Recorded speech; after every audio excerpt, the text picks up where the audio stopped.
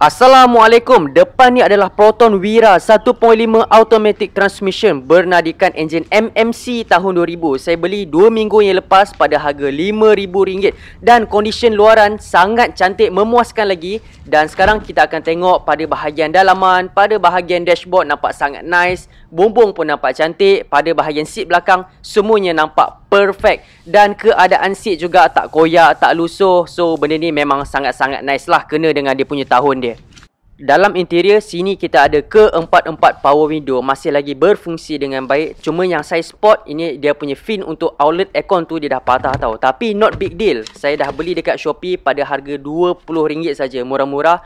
Nak pasang pun sangat-sangatlah senang. Dan paling penting sekali saya dapatkan automatic transmission, nak bagi mak saya pakai, senanglah untuk dia pergi mana-mana. Dan yang bestnya, owner sebelum ni dah tukar kepada meter Myvi. Nampak sangat-sangat nice. Dan apa yang dia dah buat, dia dah tukarkan timing belt. Kita masih ada lagi 70,000 km. So kita dah tak payah fikir untuk tukar timing belt yang baru. Sekarang saya akan tunjukkan pada ruangan enjin pula. Saya lebih banyak spend masa untuk checking pada bahagian enjin sebab dia lah komponen yang paling mahal. Contohnya saya akan check paras minyak hitam, pastikan penuh dan sampai level maksimum. Sama juga macam automatic transmission fluid. Fluid yang ketiga iaitu saya akan check coolant. Pastikan pakai coolant kalau anda tak nak enjin anda overheat. Tapi sebelum ni owner tak pakai coolant. Tapi as long tak ada karat, so masih lagi boleh diterima. Fluid yang keempat saya akan check iaitu power steering fluid. Location dia pada bahagian timing belt sebelah kanan dekat sini. Okey, kita akan buka dan cantik sekali. Minyak dia masih lagi berwarna merah dan sampai ke level maksimum. Ini yang kita nak. Fluid yang terakhir iaitu saya akan check brake fluid. Untuk brake fluid ni kita kena flush sebaiknya 2 tahun sekali untuk menjamin tak ada leaking, terutama pada bahagian master pump dan master cylinder. Kalau tak, dia akan menyebabkan kegagalan brake. Okey, so apabila semua ni kita dah check, sekarang kita akan check condition body kereta ni. Sama ada kereta ni pernah accident atau sebaliknya. Kalau anda tengok betul-betul, kawasan crash bar bawah sini dia bengkok ke dalam. So kereta ni pernah accident. Bila anda dah tengok ni, sampai sini anda betul-betul perlu consider sama ada nak teruskan membeli atau angkat kaki cari je kereta lain. Lagi satu, warna fender pada bahagian sini totally different kalau kita bandingkan dengan warna body dekat sini. Lagi satu clue yang kita dapat, lampu headlamp pada sebelah sini nampak lebih baru kalau kita bandingkan dengan lampu sebelah kanan. Kalau mengikut logik akal lah kan, ada something wrong yang tak kena pada side sini. Sama ada owner tu dia kena hantam pump side sini ataupun dia yang pergi hantam orang. So dia perlukan lampu yang baru dan dia dah pun cat fender yang lain. Tapi kalau mengikut saya punya inspection, accident ni tak adalah teruk sangat. As long keadaan enjin masih lagi fair and square, so saya masih teruskan untuk membeli kereta ni. Tapi kalau anda tak pasti, anda angkat kaki, cari je kereta lain. Next, panaskan enjin. Kemungkinan enjin tu dia boleh tunjukkan ragam dia yang sebenarnya dalam keadaan dua suhu yang berbeza ataupun dalam keadaan condition dia tengah running. Saya nak bagi tahu pada anda, kalau anda nak beli kereta terpakai, buka cap ni sebab anda akan dapat sebanyak maklumat yang boleh mengenai enjin anda. Pastikan tak ada warna putih susu ataupun milkshake macam tu. Kalau ya, seriously bro, tak payah fikir panjang, angkat kaki, cari je kereta lain. Sebab apa? Head gasket dia dah terbakar. Bila head gasket dia dah terbakar, coolant dah bercampur dengan minyak, so jadilah warna putih tu. Untuk fixkan problem tu, anda kena buat top overhaul di mana cost around RM500 sampai RM700. Seriously bro, tak baloi bro, angkat kaki belah je. Okey, lagi satu saya nak bagi tahu, sini adalah head, manakala warna hitam bawah ni adalah block. Kalaulah anda ada nampak sebarang minyak yang leaking, terutama celah dia dekat sini, celah dia itu menunjukkan head gasket dia dah ada masalah. Silalah beredar dan cari je kereta lain. Untuk buat ni, anda kena melakukan top overhaul. Dan sama konsep, sini adalah gearbox dan dia bercantum dengan block. Kalau anda bawah ni nampak minyak ATF warna merah pada celah sini dan ataupun pada bahagian cross member, silalah consider. Sebab apa? Oil seal dalam gearbox tu anda kena tukar. Untuk tukarkan oil seal tu, gearbox tu kena turun tau. So dia akan makan cost around RM300 sampai RM350. So anda betul-betul lah perlu consider. So semasa engine running ada inspection lah apa yang patut, sebarang leaking, pipe water pump ataupun yang sebagainya. Untuk kes ni saya nampak semua dalam keadaan yang kering. So kalau anda ada nampak macam ada bekas cuci-cuci berkilat tu, double confirm sebab kemungkinan owner atau used car tu dia nak mengaburi mata anda. So anda kena double check lah. Untuk info anda, bunyi bising ni dihasilkan oleh valve disebabkan wear and tear. Kalau anda nak adjust valve pada bahagian exhaust iaitu 25mm, manakala pada bahagian intake valve iaitu 20mm dalam keadaan enjin panas. Kalau enjin sejuk lain pula dia punya gap spec dia. Paling last sekali, masa dia burst tu, kalaulah anda ada nampak asap warna biru ataupun warna hitam, silalah cari kereta lain. Kemungkinan valve seal dia dah keras ataupun piston ring dia dah haus. Paling teruk sekali, block dia dah cala. Ya, cari kereta lain.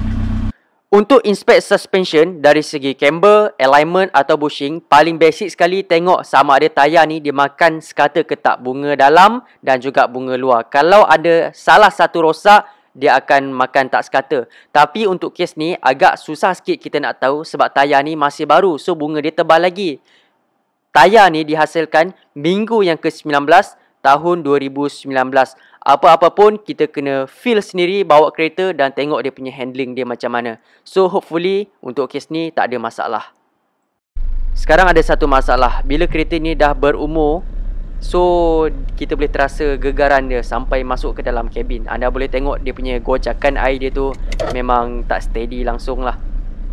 Untuk settlekan masalah gegar ni, saya perlukan engine mounting yang baru. So hari ni saya pakai engine mounting jenama Aisin. Dekat sini kita ada yang pegang sebelah bahagian engine, sini pegang pada bahagian sebelah gearbox, manakala dua biji ni duduk pada bahagian bawah cross member. So terima kasih kepada ZW Auto Parts kerana sponsor video ni. Kepada anda yang nak beli engine mounting jenama Aisin, saya dah sediakan link dekat description box dekat bawah. Anda tekan je link tu, terus beli.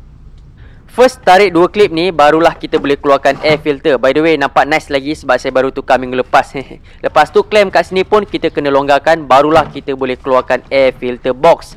So sama juga kita kena keluarkan juga air filter box pada bahagian yang bertentangan, barulah kita boleh akses ke engine mounting sebelah gearbox. So untuk buka mounting ni, ada satu bolt kat sini kita kena buka. Dua nut ni jangan buka yang ni nut lain. Lepas tu dekat bawah dekat sini, tepi sini, okey, ada 1, 2, 3 dan 4 bolt size 14mm yang kita kena buka juga. Sebelum buka mounting, kita kena jack dulu pada bahagian bawah ATF sum ni untuk support sahaja. Step pertama, kita kena loosekan nut size 19mm dulu. Okey, agak ketat, barulah kita boleh pakai ratchet. So, ini dia, nut size 19 tu. Okey, nice.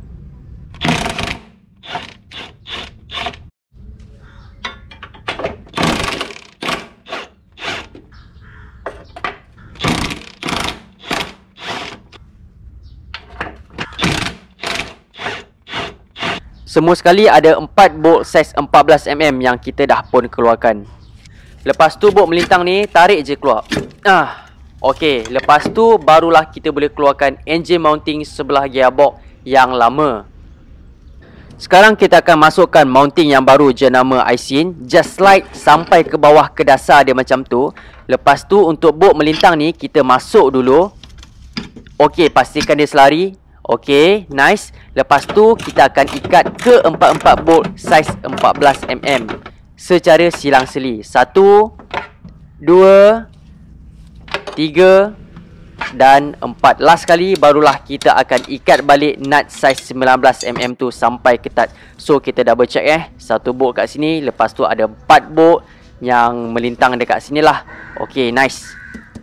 Bila dah siap, jangan lupa masukkan semula air filter box yang kita buka macam mula-mula tadi tu. Ikat dia punya clamp. Lepas tu saya akan masukkan air filter. Ok, nice and sturdy. Untuk mounting yang kedua, saya akan tukar sebelah engine. Location dia dekat sini lah.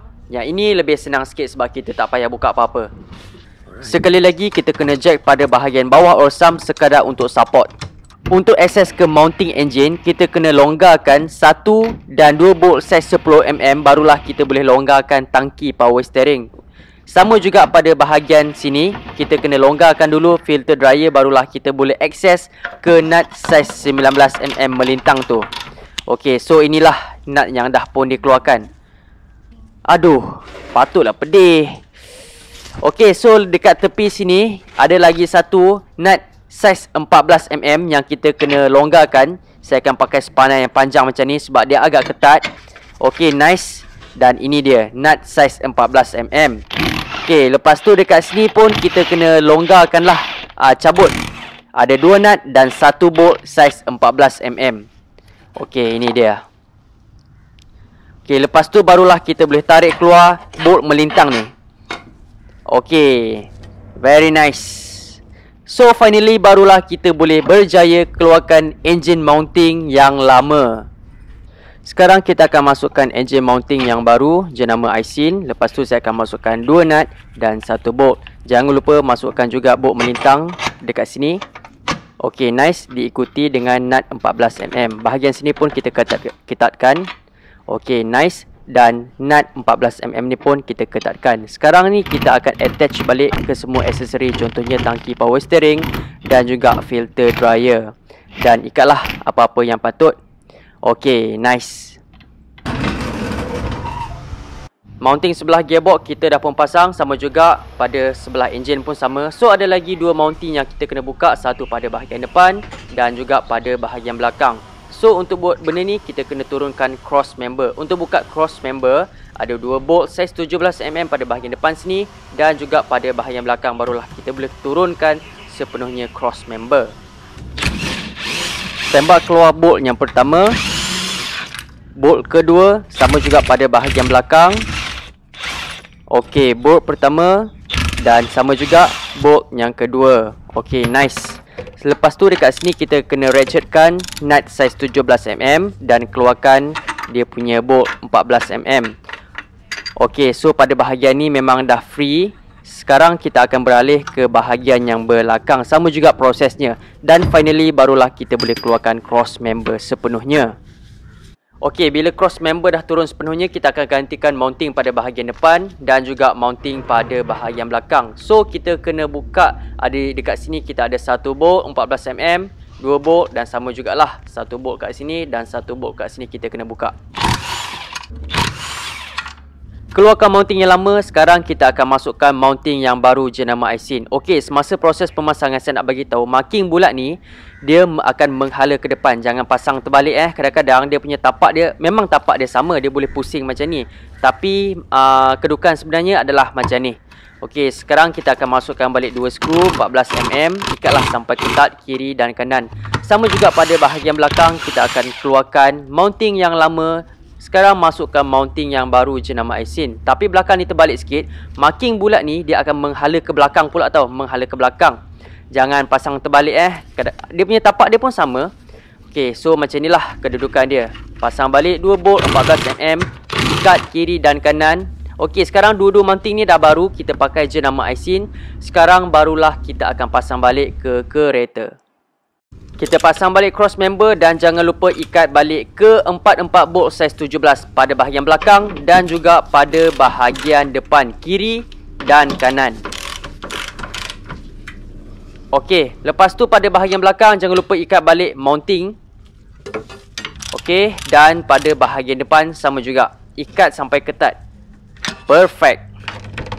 Finally kita dah pun berjaya pasang mounting depan, mounting belakang. Dekat atas ni sebelah gearbox kita dah pasang, sebelah enjin pun kita dah lekatkan. Okey, total sekali satu set ada 4 biji mounting jenama IC yang kita dah pun pasang. Okey, paling last sekali saya nak tunjukkan pada anda dia punya result dia. Saya pun tak sabar tau nak test, tengok macam mana kan, rasa excited. Wow, terbaik ya, betul-betul senyap, smooth, relax macam kereta baru. Seriously, tak main-main. Okey, sekarang gear dalam posisi N. Anda tengok air tu betul-betul pegun, tak bergocak, tak shaking langsung. Dan sekarang saya akan shiftkan pada D sambil tekan brake. Nice gila. Ya, anda tengok dia punya air dia tu kan. Tak tahu nak cakap macam mana, rasa dia macam kereta ni start ketak kan. Okey dah, kita dah pun settle satu masalah. So macam inilah cara untuk tukar engine mounting dan sedikit sebanyak kalau anda nak beli kereta terpakai. Okey, sekarang saya nak bagi dekat mak balik kereta ni. Kepada anda yang berminat nak beli engine mounting jenama IC yang macam saya pakai hari ni, saya dah letakkan link dekat description box dekat bawah. Senang kalau anda nak mencari. So sampai sini sajalah video kita pada hari ni. InsyaAllah kita akan jumpa lagi.